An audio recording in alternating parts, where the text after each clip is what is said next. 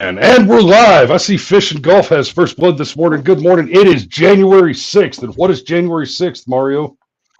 It's our favorite national holiday. Hell yeah. So it has been 4 years since the insurrection. Here, real quick. Let me. I just want to drop something. So, Do it. we were juggling some topics last night. We weren't fully decided on what the show was going to be, and then this morning, Chris wakes me up with a text saying, "Hey, it's January 6th. That's the show." And my first thought was like the closing scenes of a Christmas Carol, where Ebenezer Scrooge opens the windows and looks down on the street and is like, "Hey, hey, you boy, what day is it?" Boy, it's January 6th, huh? Oh, good. I haven't missed it. So I may have to go live again this afternoon to cover it because y'all know. Okay, we're going to talk about the January 6th protests and the fallout from that a little bit this morning because we're going to talk about one of the greatest injustices in U.S. history. Oh, wow. So, in fact, I'll make the case that the legal fallout for the victims of January 6th is a greater moral failure of the U.S. government than the Japanese internment camps. Yeah, I mean, but let's also fact, yeah. let's also keep in mind that today, Kamala Harris is going to have to preside as the president of the Senate as they certify not Trump's victory, but her catastrophic defeat. Because Kamala Harris did not lose the election. She was catastrophically prolapsed. Kamala's a tough old bird. Okay, she'll be fortified with liquid courage. She'll make it through. I'm not worried. Yeah, well, one of the things we'll be watching for during the proceedings this afternoon, because it happens at 1:00. She has to gavel in the group, and they'll do the count and the official certification, and that'll be it. Donald Trump will be officially the president-elect. So I hear she learned the Pledge of Allegiance yesterday, so she should be ready this time. So this is a big day. Oh, hey, Megan has her mom with her. Morning.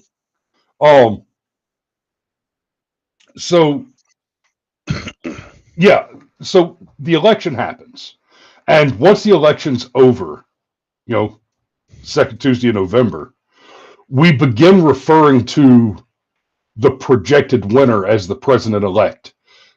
But that's a colloquialism. Technically, legally, he becomes the president-elect today when the second gavel falls after the certification process happens. Technically, right? And then we're 2 weeks out from Donald Trump being back in the White House. And of course, he said that he's going to pardon all of the January 6th victims in the first 9 minutes. That's what he said, in the first 9 minutes. Pardoning the Jan 6ers is non-negotiable for MAGA supporters. If Trump wanted to scupper, okay, his new administration as fast as possible, the first thing he could do would be not release the J6ers. Okay, it's non-negotiable. I don't give a shit what his advisors say. I don't care what worms crawl out of the Capitol and try to influence his decision. No, that's non-negotiable. I don't. Maybe one or two. Maybe if there were a couple who were actually violent to a significant degree, but I would just go with all. My opinion. Okay, bear with me a second, Mario. Cameron just complained about the quality of the microphone. Whose mic? Mine. And I made an adjustment. You're not too hot. Just whatever. I mean, they can hear you. I might be mad at Cameron now. Okay, say something. I can hear you just fine. Okay, we're back in business then. All right. Generally. Yeah, so you were saying. Right. Well, for January 6th, when it in 2021, I was at work. I was watching. I had like 12 different live streams. I had basically ceased working once I saw the crowds gathered outside of the Capitol. Had like 12 different live streams open. All right, and everybody at work basically ceased working, and they were all gathered in my little office, staring at the screens, following what was going on. They're like, Mario, what's happening? What is this? And when I saw the doors open, okay, when they actually breached the Capitol, that was one of the most exciting moments probably of my life. I wanted them to go through. I wanted them to go all the way. All right, and seeing the Capitol critters. Who coined that term, by the way? Was that Hannity or is that Rush Limbaugh? Capitol critters. I think that was Limbaugh. I think it was Rush. Yeah, seeing the Capitol critters Hannity's scurry. not that clever. I agree. I mean, he wears a CIA lapel on his suit. What is he thinking? Anyway, so seeing the congressmen like cowering and trying to hide under their chairs and laying on the ground, like that was so beautiful. A beautiful moment in American history. These people are so brave. Okay, so forthright when it comes to sending other people's children to die overseas. But they run in, catch a little flack themselves and they cower and scurry. Just it showed you everything you need to know about our representatives. If you'll remember, anyway, Trump got a little bit of flack shortly before the election, and now I don't remember who it was. It may have been Liz Cheney he was talking about, but he was saying something about how hey, if you're going to vote for war, if you're going to vote for boots on the ground, then you need to get your ass out there and put your boots on the ground. You need to be on the front line. And all the Dems started screaming, "Oh, he wants to send her to war and get her killed on the front lines." Like, no, that's not what he said. I gotta fix something real quick. Yep. Well, I mean, you could do a 3-part. Like that's very much, you think back on war protest songs like War Pigs, Ozzy Osbourne's, rich men sending poor men's sons off to die. Yeah. And very much so. Yeah. If I would love, put them in a leadership position even. But if you're in the Senate or the Congress and you vote for war, your ass goes to the front. That should be the case. Yep. If you are in a position to vote for war, you should be on the front line, 100%. Steve points out that there were many people and events that day that were permanently seared into the memescape. You know what I mean, for all time. Like QAnon shaman. I remember one of my. I started to use the QAnon shaman for the thumbnail this morning, but I decided to go with this and remind you all that yes, they in fact locked up poor little grandmothers. Yeah, there are little old ladies who are. There are little old ladies sitting in jail right now without trial. Mm-hmm. Yeah, QAnon grandma went to jail. The harmless woman, from the iconic photo, waving her little flag. Yeah, she went to jail. Mm-hmm. But so I was saying, and Florida man stealing the gavel, or not stealing the gavel, stealing Nancy's podium, and by stealing it I mean picking it up and moving it 10 feet and taking a photo op. Or the that poor boomer who put his foot on Nancy's desk. That guy got it real hard. I know he's still in prison. I know he's in the DC. I don't know the exact name of that DC prison, but it's basically the gulag. All right. Accounts of people who have been held prisoner there are pretty harrowing. Being held in like solitary for 24 hours a day for months on end. Okay, which would drive anyone insane. There's been allegations of like prison abuse, including rapes. And one of the more disturbing aspects of it is that from the accounts of the people who've been interned there, most of the guards are in fact not Americans, or not really in a sense. Okay, it's mostly immigrants, particularly African immigrants, who are the cadre of that prison, and they were very, very, very rough-handed with many of the detainees. So extreme injustice. I mean that's how you do it. That's how a tyrannical government always does it. I mean, it's sometimes it's difficult to get fellow patriots to turn on or abuse their fellow patriots. But if you hire foreign mercenaries to do it, then they're way more apt to abuse the citizenry. Yep. So, and liberal cities have been bringing in even illegal aliens to their police forces for a couple of years now. Yep. We've covered that on the show a few times in the past.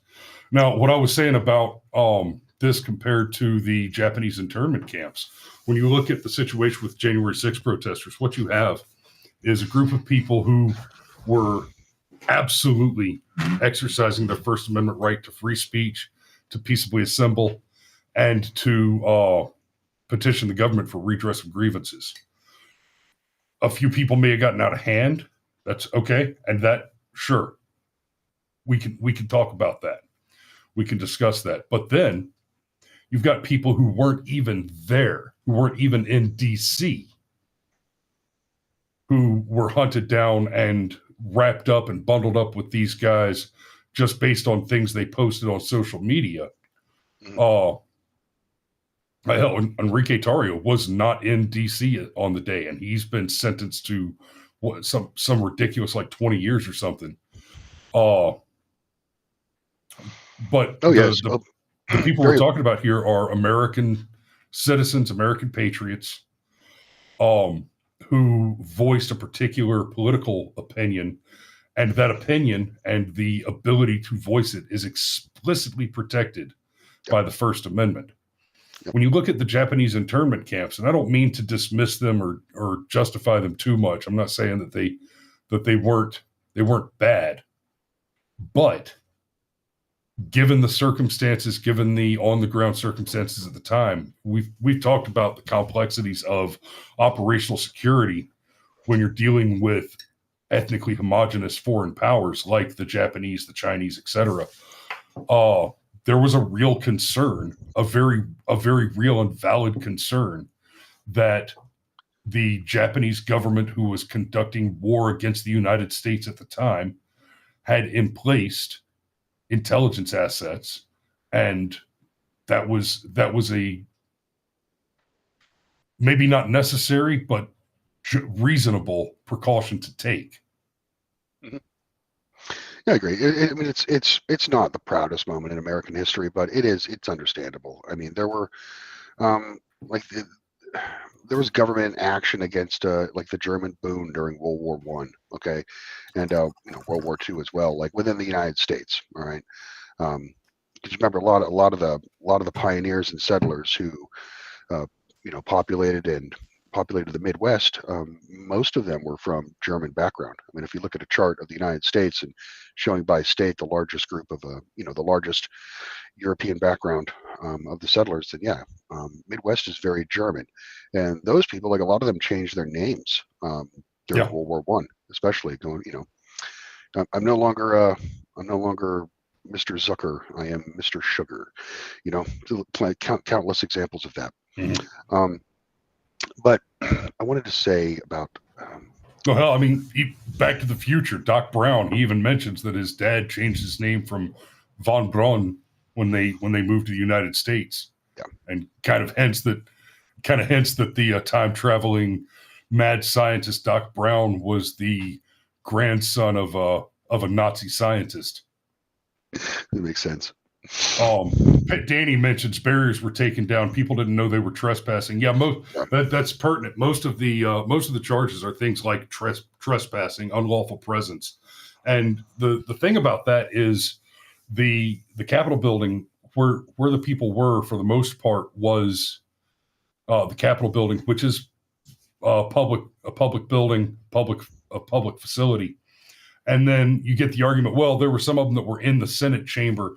Yes, and we have the video evidence that they were escorted voluntarily by police officers into that Senate chamber.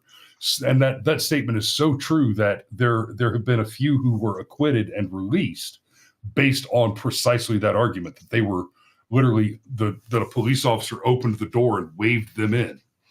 And of course, given that, frankly, I should think that if anybody can use that defense, then that vitiates all other charges, with the exception of legitimate charges of assault and vandalism. Right.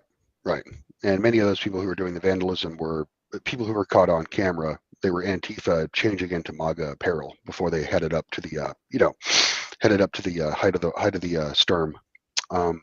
So one of the things about J6 that I've always wondered is what was going on foreign governments, okay, especially adversarial governments, okay. Like, can you imagine Putin's advisor coming in and be like, Tsar Putin, turn on the TV. Mob of unarmed peasants have sacked the capital. Like, what? The Chinese. What an embarrassment. What an embarrassment for the government. And the government really doesn't like to be embarrassed. And when you embarrass them, they hurt you.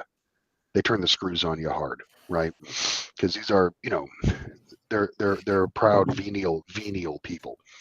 And the reporting, you mentioned the unarmed protesters, a lot of the reporting, they kept saying armed insurrection over and over again. But of course, there were no firearms recovered from anybody who was arrested at January 6th.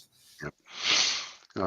So there was no armed anything. And we've talked about what an insurrection is. This was not an insurrection. That's a psychotic, abusive language. Black Lives Matter was an insurrection. Correct. Okay? And you cannot talk about specifically the several hundred autonomous zones that were set up across the country, right? Everybody heard about Chaz Chop and that's an insurrection. And that's an insurrection. A deeply ineffective one, but an insurrection nonetheless. Correct. And especially thinking about Black Lives Matter and Antifa and the insurrection that they went on a rampage all summer for at least 4 months that year, burning cities, just beating people in the streets, behaving like absolute Bolshevik savages. All right, it is impossible, or it would be an injustice to talk about January 6th without talking about it in relation to the Summer of Love, okay, or the protests that were going on that year.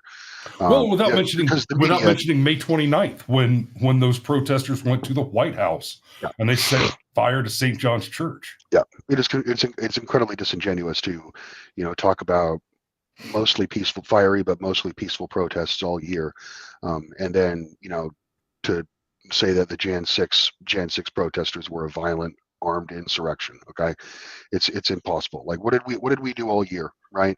What did MAGA patriots, other than Kyle Rittenhouse, no one, as they like to say, as they like to taunt us, you won't do shit. Well, no one did shit all year, save for a 17-year-old boy, all right, from the Midwest. Well, on January 6th, that's what we did. That's what we did. We sacked the Capitol, scared the shit out of the government, and I think that was kind of the capstone of that whole of 2020, the madness that was 2020. And it's funny because some of the memes that came out in the days after Jan 6, it was, wow, 2020 was crazy. It couldn't get any worse, could it? And then it's like just 6 days later, and it shows a barbarian with a spear standing at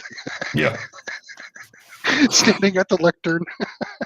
Sergeant Major and Pitt Danny bring up, we can't forget to mention Ashley Babbitt and Roseanne Boyland, both of whom were murdered by police officers on January 6th. Yep. And I do mean murdered.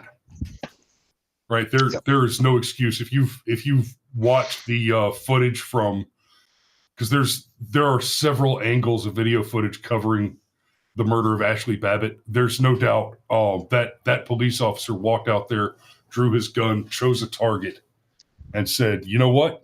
I get to kill me a white girl today."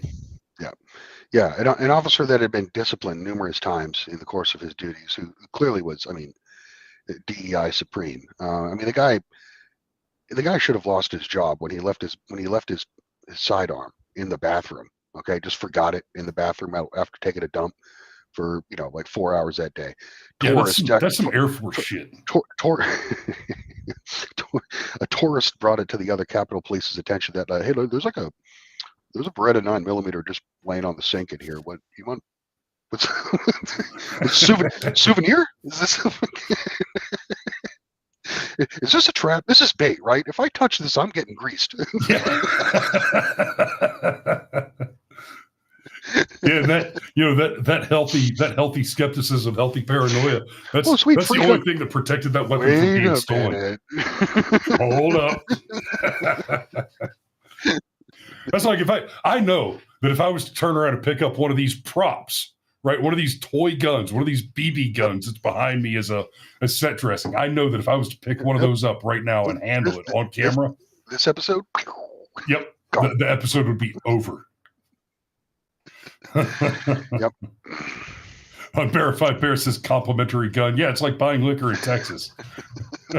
Free gun. What is that, a promo? Nope, state law. Look, if they didn't want you to oh wait, never mind, it's a bad joke. It was the joke where if they didn't want you to drink and drive, why would they make you show your driver's license to buy alcohol? Yeah, we've got we actually have drive-through liquor stores in Georgia. I'm sure you've got some in Florida.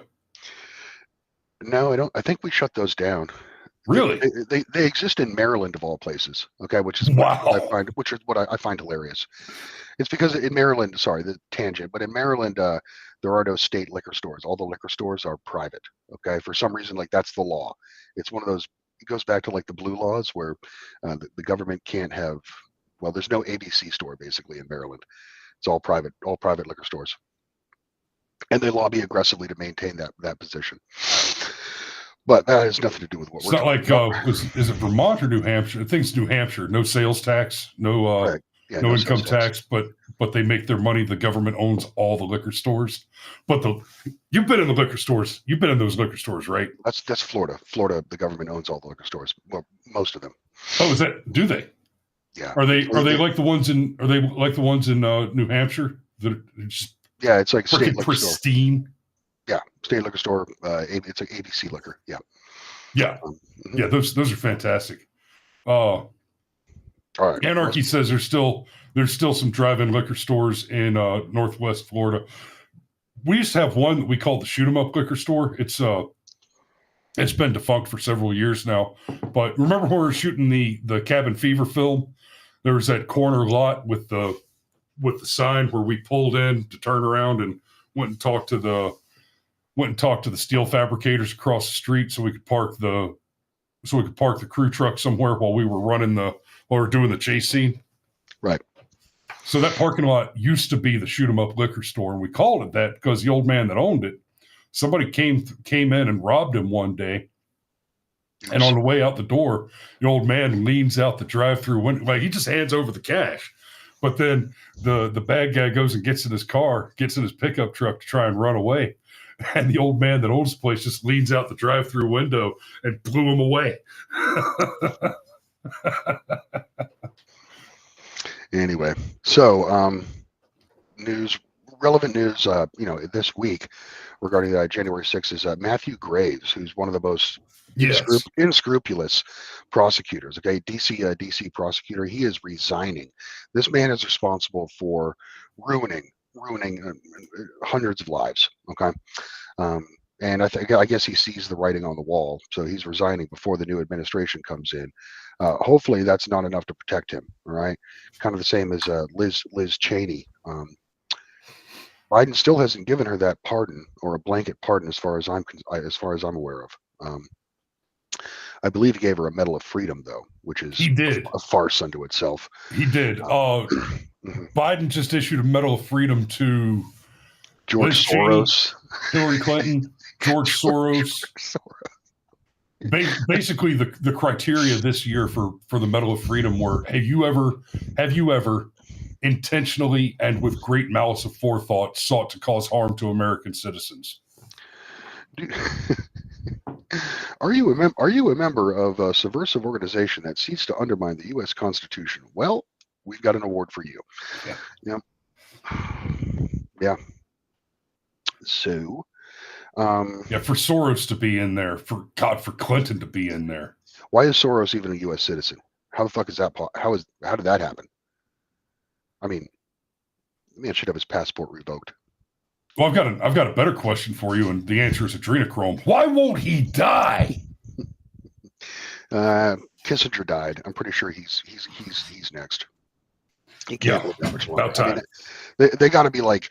I mean, he's probably like just chewing on umbilical cords from newborn babies to get that to get that fresh blood and colostrum. You know what I mean? Like, yeah. It's It's like the God Emperor in 40K, where you, like 1,000 souls have to be sacrificed a day to keep him alive. Right. Teriyaki umbilical jerky. See, I thought I was killing it. We had venison hearts with fried rice for dinner last night. Maybe I need to step up my game. I was never into organ meat. Maybe I'm wrong. I don't know. Yeah, you'll have to come and have a nearly raw venison heart with us sometime. It's I'll take your word for it. I like my offal. I like my offal meat ground up and put in sausages. That's my preference. But I do like sausages. I ain't gonna lie. I like me some sausages. Yeah. Anarchy says he's a zombie. No. He hasn't. He's not showing nearly enough signs of deterioration to be a zombie. Ergo, lich. Yeah, lich lord. It's a good description. All right, so Barrett says, except Denzel Washington, he's all right, right? Yeah, Denzel's all right. He's all right. Well, it's. I mean, the Medal of Freedom hasn't really meant shit since Obama gave it to Oprah. You know what I mean? Right. It's a joke. Yeah, it's a hey, it's the current administration likes you, and here, have this shiny. Maybe you can curry favor, and use it as currency to curry favor. In fact, that may be a whole episode worth doing. Is maybe one of the things that this country needs is a legitimate civilian awards that aren't just political favors. Like, I mean, we talked about how it works in the military, right? You don't get a Bronze Star for returning fire against the enemy and defeating the enemy and saving American lives or killing bad guys. No, you get a Bronze Star for happening to be in the rank of E6 or above while you're deployed. Usually it's E7 or above. But my point stands, right? Yeah, exactly. With the exception of the Medal of Honor, basically, the Medal of Honor and the Legion of Merit, there aren't awards that are earned outside of just, you happen to be in the right rank at the right time. Legion of Merit, you deployed as an 05. It goes up all the way. It's all the way up the rank. There's the appropriate award that they get. But anyway, it's kind of and I don't want to be too hard on the old LOM because His Majesty got one for 36 years of active duty, which is not a small thing, right? It's not the same as diving on a hand grenade, but it's a hell of a thing, right? Yeah.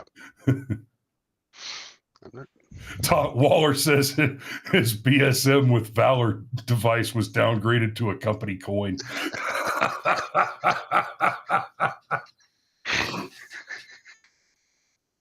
Yep. Yeah, I got a couple of coins, including one for Bob Gates for not being there.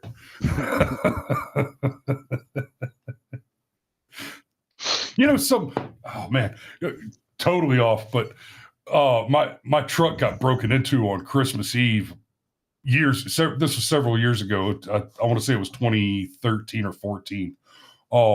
And one of the things that the sons of bitches stole a carton of cigarettes, the butterfly knife that I wore on my combat kit while I was deployed, and my Bob Gates coin.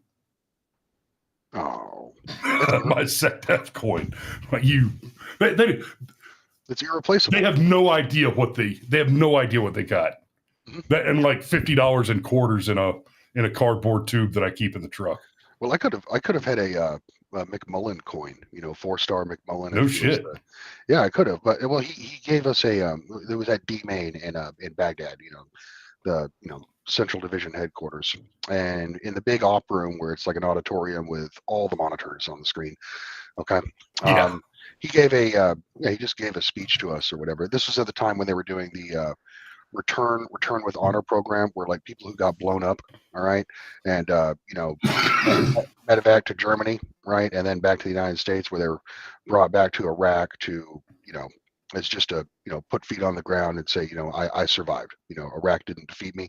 It was a nice program, but anyway, McMullen just started handing out coins to everyone. He brought like hundreds of coins, and everyone was filed up and getting their own coin from McMullen. Well, I saw that, and I'm like, well, now I don't want one because now it doesn't mean anything. You inflated that currency to death instantly. So I didn't take it. Everyone's like, you're stupid. Why didn't you take it? Well, because it doesn't mean anything because everyone got one. That's why. I'm that kind of asshole, but that's me. Yep. Oh, brother, it feels like we've kind of winded down here. Well, it's, I mean, what else do we have you want to talk about January 6th? I mean, I think it was January 6th is important because it's something that happened. It was a real happening, and it was something that the government wasn't expecting, and the government didn't. Well, actually, no, I think they did expect it, right? Isn't that Nancy Pelosi? Wasn't she responsible for kind of like preventing, for not implementing the orders or what? Because President Trump at the time did authorize 10,000 National Guard to be present in D.C. The National Guard and the D.C. police were stood down. Yeah. Mm-hmm. And I know I don't know the specifics, but I know Nancy Pelosi was intimately involved in that. And one of the things that happened that doesn't get nearly as much conversation as it should.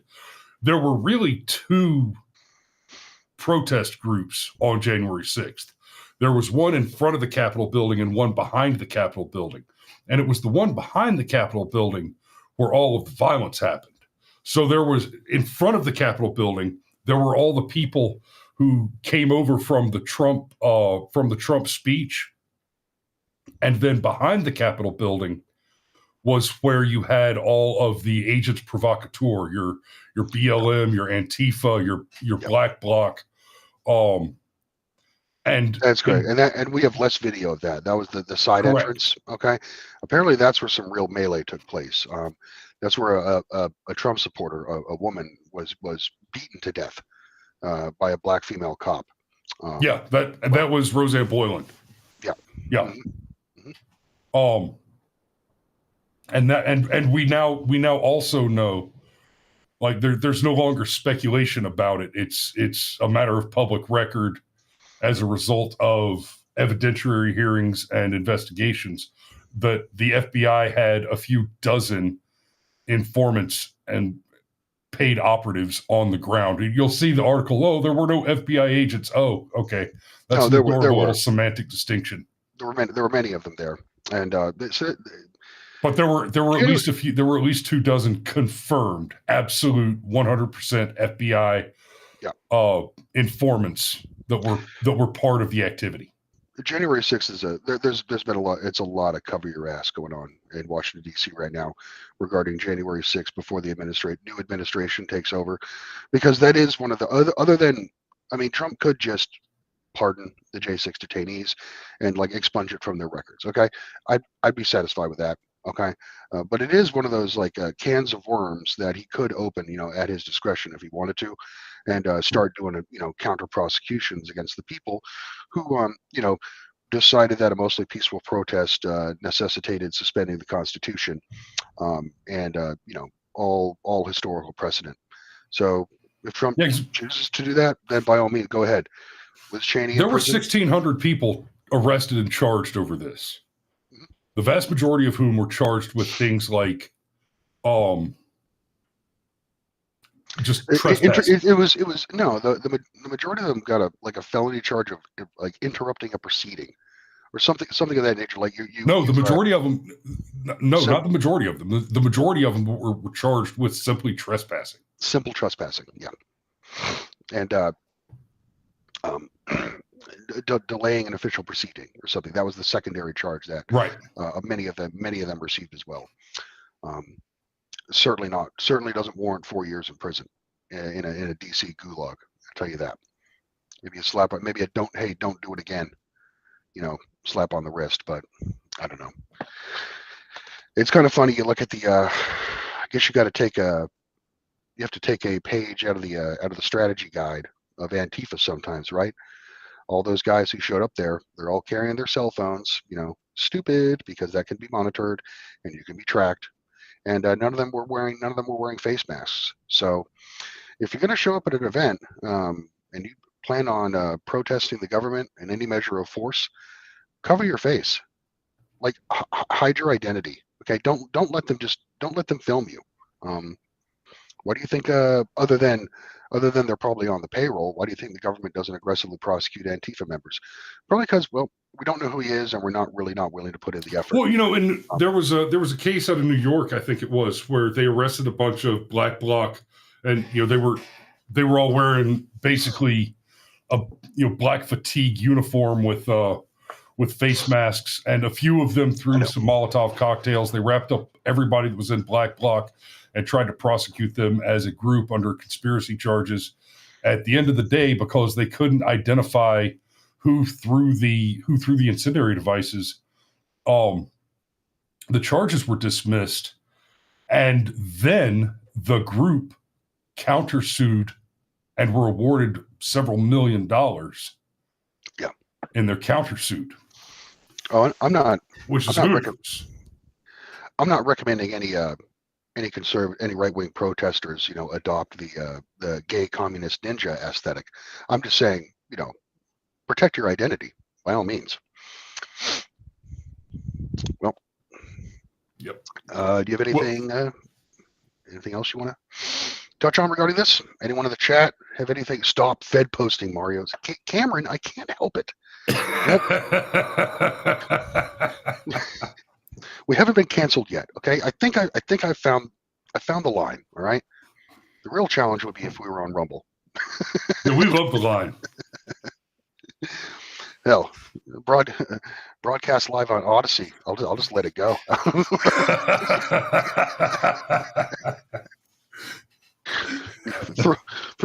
Let me be throwing Romans in the chat. All right. Well, I think that's all I've got for this morning, brother. Thanks for joining us. Hey guys, thanks for watching this morning. Click that link in the description below. Buy me a coffee at buymeacoffee.com/Brushfire Mind. We love you, and we will see you tomorrow.